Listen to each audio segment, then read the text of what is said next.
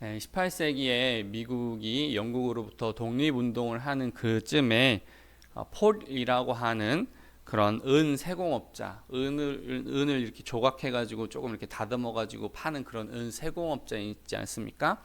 폴이라고 하는 은 세공업자가 살고 있었는데 마차 대여소를 하는, 뭐 요즘 말로 하면 뭐 택시 정도 된다고 할까요? 택시 정도 되는 것 같아요. 마차 대여업을 하고 있는 그런 사람들 중에 그 작은 소년이 은세공업자 폴한테 지금 보스턴에 영국군이 이제 미국의 어떤 군사들과 어떤 무기들을 빼앗고 독립 의지를 완전히 무너뜨리려고 한다는 소식을 이제 폴이 듣게 돼요. 그래서 폴이 온 방방곡곡을 돌아다니면서 이 소식을 전합니다. 그러자 교회에서는 종을 땡, 아시죠? 종을 땡 치는 거예요. 종을 쳐가지고 사람들을 불러 모읍니다. 그리고 막 교회에서 또 북을 쳐가지고 사람들을 불러 모아요. 그래가지고 이제 영국군이 곧 쳐들어온다. 이 소식이 이렇게 여러 사람들을 통해서 또 확산이 됩니다. 그리고 나서 다음날 19일날 영국군이 보스턴으로 이렇게 남부로 들어오니까 그 소식을 들은 잘 정돈되고 조직된 그 미국의 민간인 그런 병사들을 통해서 이 영국 군대가 물러갑니다. 그러니까 그 마차 대업을 하고 있는 한 작은 소년이 폴한테 전해 주었다는 것, 그리고 이 폴이 교회에게 전해준 사실들, 또 교회가 사람들에게 전한 것, 이런 것까지 생각해 보면 한 사람이 아름다운 소식을 전한다는 것이 얼마나 중요한가. 한 사람이 소식을 전한다는 것이 얼마나 귀한가. 이것을 우리가 생각해 볼 수가 있습니다. 오늘 본문도 마찬가지예요. 문둥병자 4사람이 등장하고 있습니다. 이 문둥병자들이 살고 있는 거주지는 성문어귀라고 되어 있어요. 성문어귀. 어귀를 잘 어렵잖아요, 이게. 성문 안에 살고 있는 사람이 아니라 성문 밖에 살고 있는 사람인데 성문 근처에서 살고 있는, 성문에서 뭐 잘 수는 없잖아요. 성문 근처에서 살고 있는 그러한 문둥병자 4사람이 있었습니다. 여러분, 성 밖에 있다는 건 유사시에 도움을 받을 수 있다는 말입니까? 없다는 말입니까? 없다는 말이, 버려진 사람들이라는 거죠. 문둥병자는 제가 지난번에도 말씀을 드렸지만 천천히 전염이 되는 병이라고 했어요. 가족한테서 주로 나타나요. 그리고 제때 치료를 받으면 6개월에서 1년 정도면 다 치료를 받을 수 있지만 치료받지 않고 방치하면 몸이 울퉁불퉁해지고 반점이 생기고 색깔이 변하고 감각이 없어지고, 그래서 조금 옛날 과거에 이런 사진들 보면 문둥병자들이 자기 몸을 잘라냈어요. 더 이상 이게 퍼지지 않도록. 그러한 병이었기 때문에 율법에서도 나는 부정하다고 하고 치료가 되면 제사장한테 와서 보이고 그 다음에 나음을 확인받고 그런 사람들이었는데, 이처럼 이런 큰 질병은 하나님께로부터 저주받았다라고 여겨졌기 때문에 그냥 단순히 생계 활동을 못하는 것 플러스 심리적으로도 타격이 엄청납니다. 이게 나는 뭘 해도 안 되는 사람이 되어버린 거예요. 그래서 성문 어귀에서 왜 살고 있냐면 성문에서 던져주는 음식물을 받아 먹고 살으려고, 가족들이 이렇게 성문 앞에 나와서 음식물 툭 하고 던져주면 그게 사람입니까? 사실은 개지. 누가 음식물을 툭 하고 던져준 거 뭐 물론 놓고 갈 수도 있지만은 사람들이 또 적선할 때 손에 쥐어줍니까? 던져주죠. 이렇게 뭔가 사람이 물건을 던진다고 하는 것은 사람이 아닐 때 하는 개한테 하는 행동이에요. 그러니까 그런 존재가 성문 어귀에서 살아가고 있었습니다.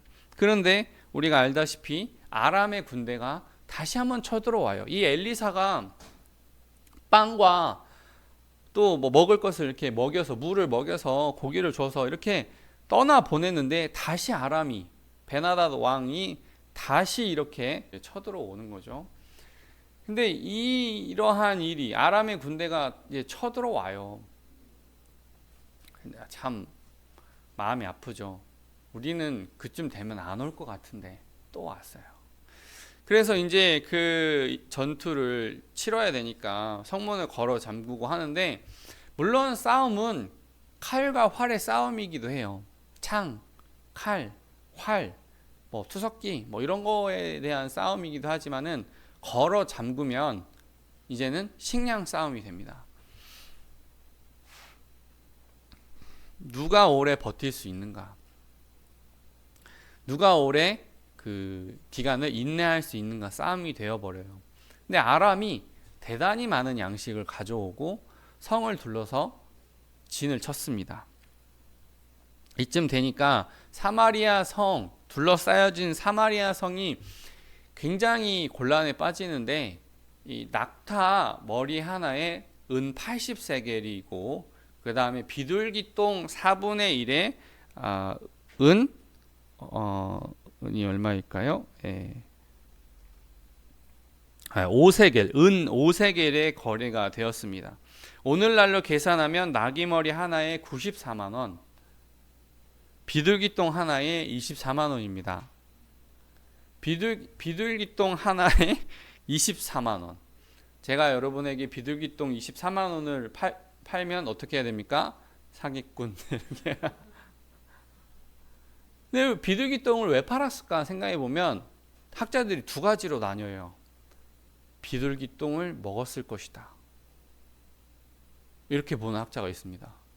가난한 사람들이 먹었을 것이다. 또 한 학자는 도무지 이해가 안 돼가지고 에이 설마 불 피우는 연료로 사용했겠지, 이렇게 보는 학자가 있어요.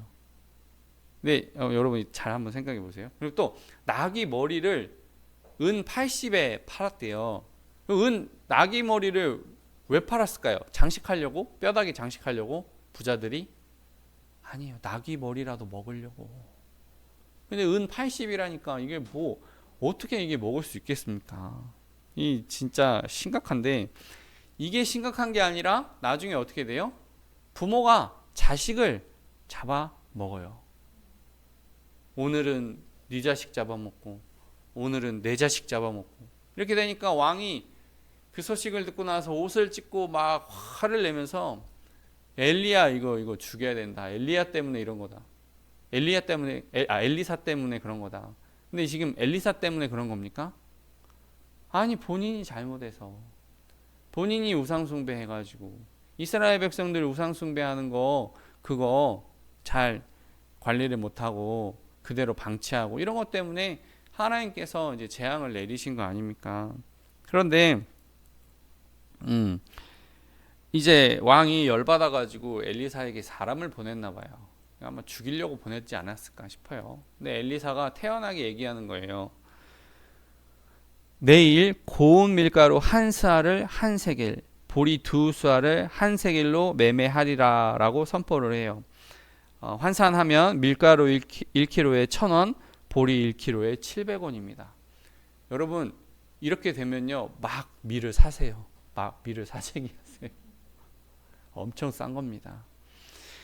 제가 궁금해서 지마켓에 검색을 해보니까 국산 밀 1kg에 3,500원, 보리 1kg에 5,500원입니다. 뭐 보리가 더 비싼가 봐요. 네, 제가 검색해 보니까 그래요. 여러분들 나중에 한번 찾아보세요. 그러니까 1kg에 1,000원, 1kg에 700원 이렇게 밀과 보리를 구할 수 있으면 엄청나게 싼 거예요. 이게 너무나 싸니까 한 장관이 그 엘리사의 말을 듣고, 아니 하나님께서 하늘에 창을 내셔가지고, 하늘에 창문을 내셔가지고 막 비처럼 쏟아부어주지 않는 이상 어떻게 이만한 곡식이 우리에게 생기겠느냐, 이게 무슨 말이에요? 말이 안 된다. 너의 말을 믿지를 못하겠다. 모르겠어요. 저는 하나님께서 주의 종에게 권세를 주시는데 정말 특별한 권세를 주시는 것 같아요. 제가 모 교회에서 사역할 때 한 분이 너무너무나 위급해가지고 병원에서 몇 번이나 곧 돌아가실 것 같다고 마음에 준비하시라고 막 이랬는데, 제가 담임 목사님께 이렇게 보고를 올렸단 말이에요. 그래서 담임 목사님이 주일날 예배 드리고 나서 10시 반인가 병원에 도착하셔가지고 뭐 거의 늦었죠. 밤늦은 시간이죠. 근데 돌아가시게 생겼으니까 기도해 드렸거든요. 살아났어요.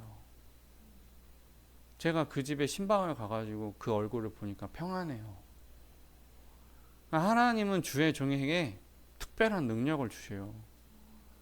그 종이 뭐 평소의 삶이 막 100% 완벽해서 막 영적으로 막 어마어마하게 충만해서 그게 아니, 그냥 하나님이 하시는 일을 나타내시기 위해서 주의 종을 택하셨기 때문에 하나님께서 가끔 주의 종의 기도를 그렇게 강하게 응답하셔요. 그래서 그 장관은 못 믿었거든요. 이제 이야기를 진행을 해야 되니까 본문을 읽어보면, 성문어귀에 나병 환자 4사람이 있더니 그 친구에게 서로 말하되 우리가 어찌하여 여기에 앉아서 죽기를 기다리랴. 만일 우리가 성읍으로 가자고 말한다면 성읍에는 굶주림이 있으니 우리가 거기서 죽을 것이요, 만일 우리가 여기서 머무르면 역시 우리가 죽을 것이라. 그런즉 우리가 가서 아람 군대에게 항복하자. 그들이 우리를 살려두면 살 것이요, 우리를 죽이면 죽을 것이라 하고. 성 밖에 살아가던 문둥병자들이 언제나 성에서 먹을 것을 얻었어요. 그러나 성 안에서 지금 끔찍한 일들이 벌어지고 있잖아요. 자기 자식을 잡아먹는 그런 일들이 벌어지고 있으니까 이제 성 안에서 더 이상 기대할 게 없고, 성 밖에 가만히 있자니 굶어 죽겠고, 그래서 어디로 가자고 말하고 있어요? 아람 군대에게 가자. 아람 군대에 항복하자. 그들이 죽이면 죽이고 살리면 살리고. 이러한 말씀을 보았을 때 뭐 죽기 아니면 까무러치기, 믿져야 본전, 뭐 이런 속담들이 생각났지만은 사실은요, 한번 생각해 봐요. 항복도 항복을 받을 만한 가치가 있는 사람을 받아주는 겁니다. 다음에 이쪽으로 가는 루트를 네가 알려줘 라든지 뭔가 좀 받아낼 게 있는 사람의 항복을 받는 거지. 이미 지금 사마리아 성 에워쌌는데 뭐 너희가 건강하기를 해. 더 이상 우리한테 뭘 정보를 줄 수가 있어. 왕한테 가서, 문둥병자가 왕 앞에 나아가기도 어렵겠죠. 너희가 왕 앞에 나가서 왕을 설득해. 아무 쓸모가 없는 거예요. 그냥 나가면은 성 안에서 버림받은 사람들이 아람 군사들한테 환영받겠어요? 그냥 창으로 찔러가지고 불태워가지고 저리 가 전염병 저리 가, 이러는 건데, 그러니까 얼마나 상황이 급박했다는 거예요. 어차피 살아 있으나 죽은 것 같고 차라리 죽는 게 낫겠다, 그런 마음으로 지금 가는 거예요. 그런데 이 자포자기와 같은 무모한 결정이 사실은 하나님의 선택과 하나님의 그 결론에 다가가는 그런 도구가 된다는 뜻이에요.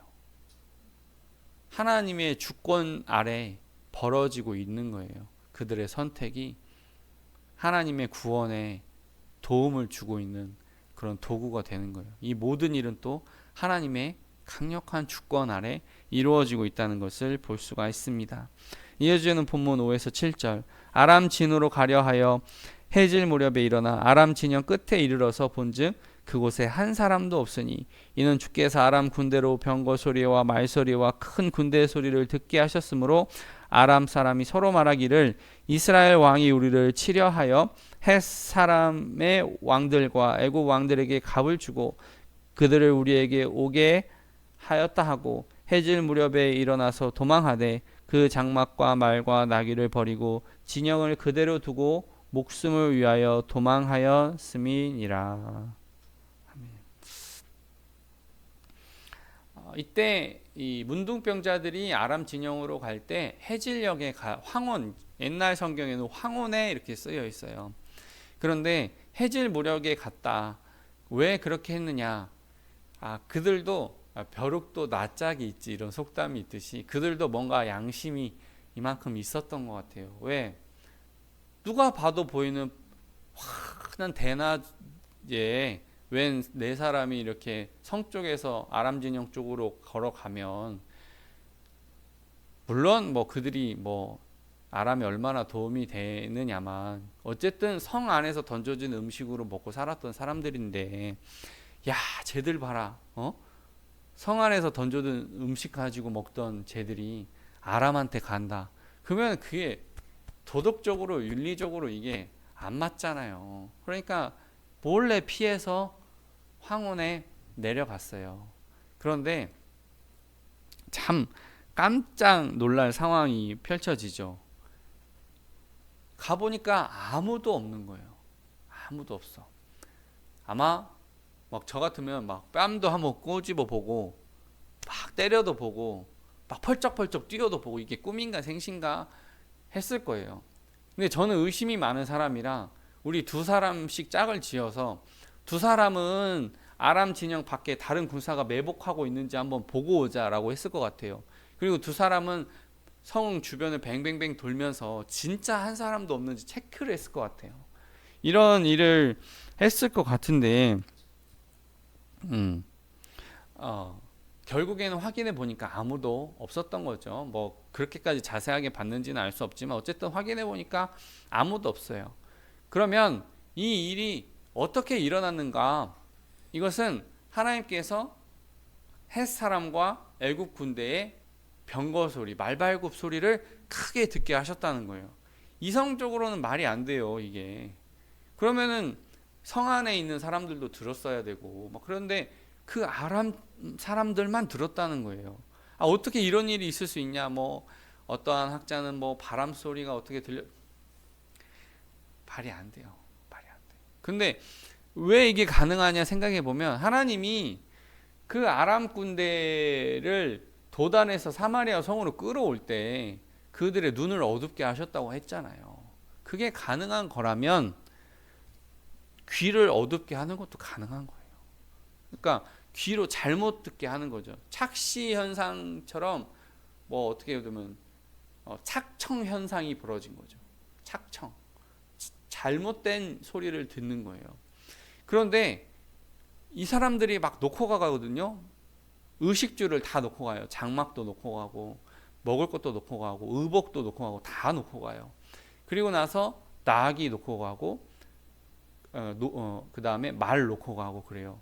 근데 잘 이해가 안 되는 것이, 아니 말은 타고 가면 되잖아. 근데 왜 말까지 놓고 갔을까? 그러면 그 정도로 상황이 급박하게 들렸다는 거예요. 아, 그러지 않습니까? 말을 타고 도망가면 훨씬 빨리 도망갈 수 있잖아요.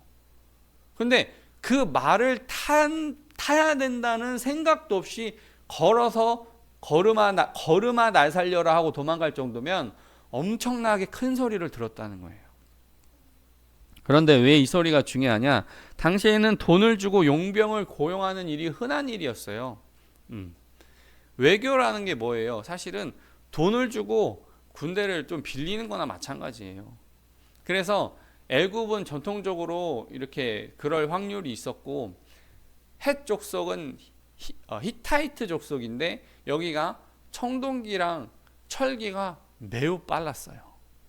그래서 주변 민족에게 늘 두려움을 주는 백성이었는데, 야, 사마리아에서 사람을 보내가지고 이 두 민족 중에 어떤 민족을 일으켜서 우리를 치려 한다 하는데, 어둑어둑해지는데 말발굽 소리가 들리니까 때에 맞춰서 우리한테 들어오는 공격 신호라고 본 거예요. 시각도 청각도 그들이 속을 수밖에 없는 그러한 환경. 그런데 근데 아람이 성을 둘러쌀 정도로 어마어마한 병력을 가져오지 않았겠느냐라고 하는데, 우리가 임진왜란 때 용인 전투를 보시면은, 영화에서도 조금 나오긴 하지만은, 용인 전투에 보면 와키자카 야수아루가 1600명을 가지고 우리나라 8만에서 10만을 이깁니다. 잘 이해가 안 되죠. 1600명이. 아니 그냥 돌멩이만 던져도 이길 것 같지 않습니까? 8만 명이 뺑 둘러싸가지고 돌멩이만 던져도 1600명 이길 것 같지 않냐고요. 그런데 이 와키자카 야수아루가 안개가 낀 날 사격을 해서 진영의 한쪽을 무너뜨리고 양떼를 몰듯이 이렇게 쓸어가 버립니다. 그러니까 포위 공격이 무섭긴 하지만은 포위된다는 것이 굉장히 무서운 일이지만 둘러싼다는 건 뭐예요? 진이 얇아진다는 거거든요. 그러니까 한쪽 진을 툭 쳐가지고 반달 모양으로 이렇게 뺑 둘러 들어가면 그냥 진이 와르르 무너지는 거예요. 그러니까 이 위험성을 알고 있었던 아람의 군대는 열심히 도망을 합니다. 자, 이어지는 8절. 그 나병 환자들이 진영 끝에 이르자 한 장막에 들어가서 먹고 마시고 거기서 은과 금과 의복을 가지고 가서 감추고 다시 와서 다른 장막에 들어가 거기서도 가지고 가서 감추니라. 제가 생각했을 때는 막 볼도 꼬집어보고 막 뺨도 때리고 막 펄쩍펄쩍 사람도 미리 보내보고 정말 간 거야 라고 하는데 그들의 입장에서 생각해보면 지금 당장 배고파 죽겠는 거예요. 장막에 있는 거 허겁지겁 먹고 마시고 뭐 군대가 어디쯤 있나 살펴볼 겨를 없고 일단은 주머니에 막 가득가득 보석을 담아가지고 어디 땅속에 묻고 그리고 다른 장막에 들어가서도 보물 같은 것도 땅속에 묻고 이렇게 한 것입니다. 왜 이렇게 했을까? 배고픔은 내가 해결을 했지만 앞으로도 계속 배고플 예정이잖아요. 그러니까 그들 입장에서는 보물을 묻어놔야 되는 거죠. 땅속에. 물론 이들이 보물 가지고 무슨 전시장을 열어가지고 보석 사세요 보석 이런 건 할 수 없지만 문둥병자가 어떻게 그런 무역업 같은 거 장사 같은 거 하겠습니까? 사람 화폐 같은 거 동전 같은 거 주고 받아야 되는데 그렇지만 자기 가족한테 가져다 주면 평생 먹을 거는 가져다 줄 거 아니에요. 그러니까 이거를 챙길 수밖에 없는 것입니다. 자, 그런데 감사한 것은 그들의 마음속에 양심이 피어오르고 있었다는 거예요. 양심이. 오늘 정말 중요한데요. 이 본문 9에서 10절 나병 환자들이 그 친구에게 서로 말하되 우리가 이렇게 해서는 아니 되겠도다. 오늘은 아름다운 소식이 있는 날이거늘 우리가 침묵하고 있도다. 만일 밝은 아침까지 기다리면 벌이 우리에게 미칠지니 이제 떠나 왕궁에 가서 알리자 하고 가서 성읍 문지기를 불러 그들에게 말하여 이르되 우리가 아람 진에 이르러서 보니 거기에 한 사람도 없고 사람의 소리도 없고 오직 말과 나귀만 매어 있고 장막들이 그대로 있더이다 하는지라. 아름다운 소식이 있는 날이래요. 이걸 전하지 않으면 하나님께로부터 벌을 받는데요. 근데 그 시점도 명확해요. 다음날 아침까지.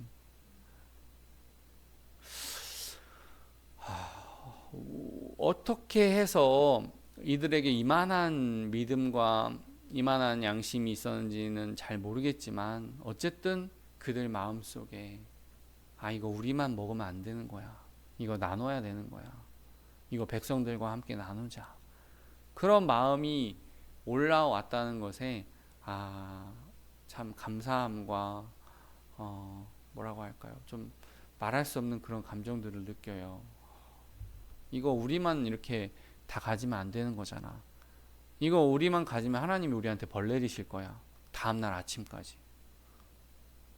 구체적인 시점까지 정하고 있어요.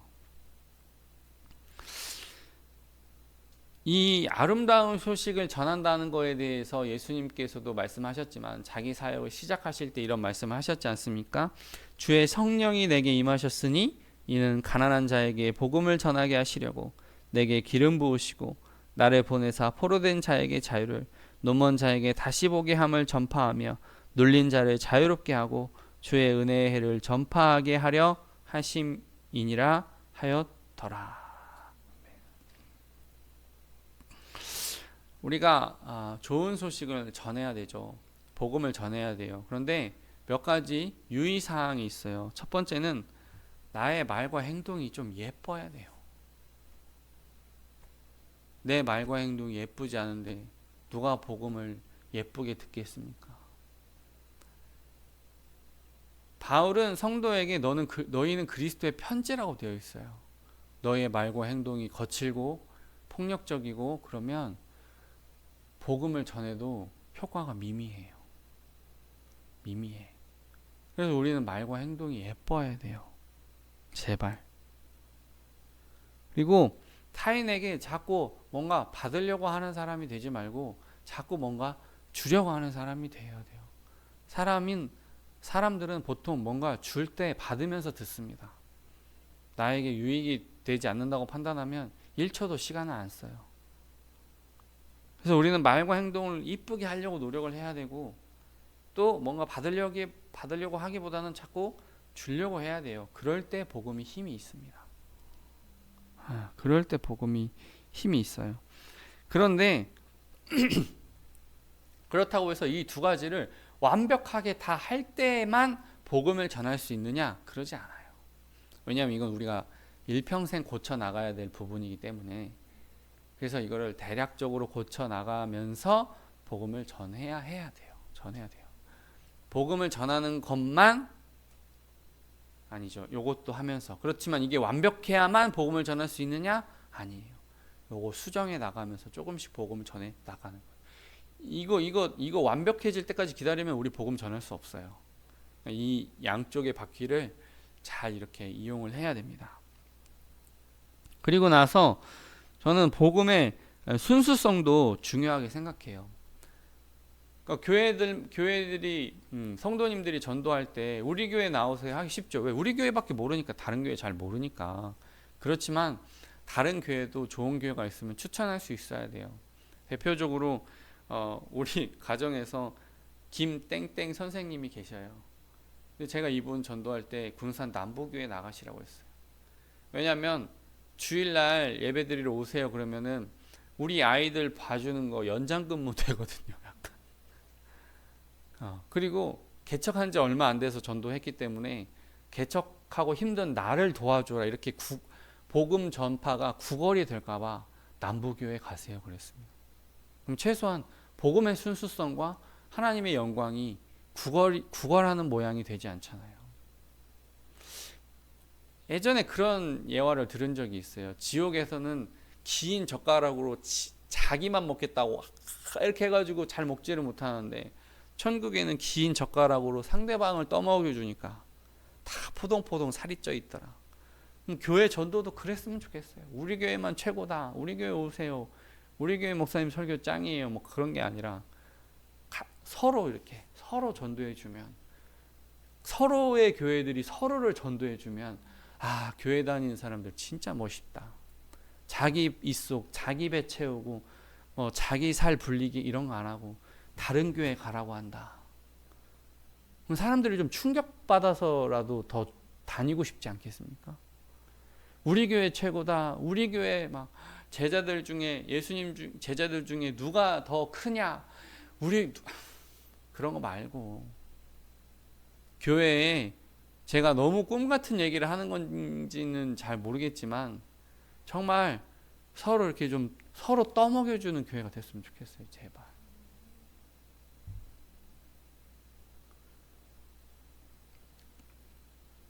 오늘 본문의 내용을 조금 더 전개를 말씀을 드리고 마치자면, 이 문둥병자들의 소식을 들은 문지기들이 왕에게 전하죠. 소식을 왕에게 전하죠. 그러면 왕이 듣고 이거는 함정일 수 있다, 정탐해 봐라 그래요. 성 안에 말이 5필 남아 있었답니다. 다 잡아먹고 말 5필 남아 있었어요. 그래서 그 5필로 정탐을 해보니까 진짜 그렇습니다. 그런데 엘리사한테 하나님께서 하늘에 창을 내셔서 쏟아 부어 주시지 않으면 그런 일 없다라고 한 그런 불신앙적인 말을 한 그 장관이 성을 관리하는 자로 돼 있어, 성문을 관리하는 자로 돼 있었는데, 성문을 열었는데 백성들이 야 이제 아람고 군대 가지러 가자 하면서 막 쏟아져 나오니까 그 장관을 발로 밟아 죽인 거예요. 그러니까 너가 그 소식을 알기는 할 테지만 네가 그 양식을 먹지는 못하리라 했던 그 엘리사의 예언이 이루어졌습니다. 오늘 말씀을 통해서 믿음이 무엇인가, 우리의 믿음은 어떠해야 하는가, 그리고 또 문둥병자라고 하여도 그 안에 작은 정말 겨자씨만한 그런 믿음만 있으면 온 백성을 살릴 수 있는 귀한 일을 할 수 있다. 우리가 그 복음 전하는 일을 신앙의 성숙과 함께 행하자, 이런 말씀을 드립니다. 저와 여러분이 이렇게 살 수 있기를 예수님의 이름으로 축복합니다. 아멘.